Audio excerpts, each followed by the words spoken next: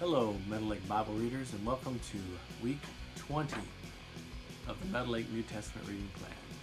That's right, 20 weeks we're starting this week. We've been cruising right along in this New Testament reading plan. We just finished Galatians and James last week.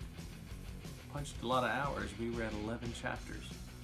So we're going to ease off the gas a little bit this week, and we're going to read 2 books still, but only 5 chapters. And the theme of this week is books that begin with Phil. So we're going to read the book of Philippians and Philemon. But the theme of Philippians, you look at it as the theme of, I like to look at it as the theme of joy. Joy despite affliction, and also that we find our example in the humility of Christ in chapter 2.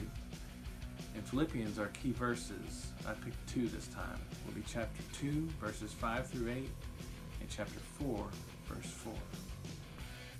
So 2, 5 through 8 is, "Have this mind among yourselves, which is yours in Christ Jesus, who though he was in the form of God, did not account equality with God a thing to be grasped, but emptied himself by taking on the form of a servant, being born in the likeness of men. And being found in human form, he humbled himself by becoming obedient to the point of death, even death on a cross." And if you pop over to 4:4, that verse says, "Rejoice in the Lord always. Again, I will say, rejoice." So we have much to rejoice about in the book of Philippians. And we're also going to read Philemon, and in that book, which is only 1 chapter, so there's no chapter and verse numbers, it's just verse numbers. The verses I picked out for a key verse are verses 15 and 16. And it says, "For this perhaps is why he was parted from you for a while, that you might have him back forever, no longer as a bondservant, but more than a bondservant, as a beloved brother, especially to me, but how much more to you, both in the flesh and in the Lord." Some of the key terms you can be looking out for are joy, this is in Philippians, rejoice, and humility.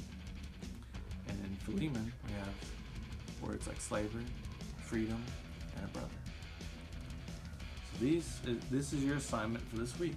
Read 5 chapters, the 4 chapters in Philippians and the 1 of Philemon. You guys keep going.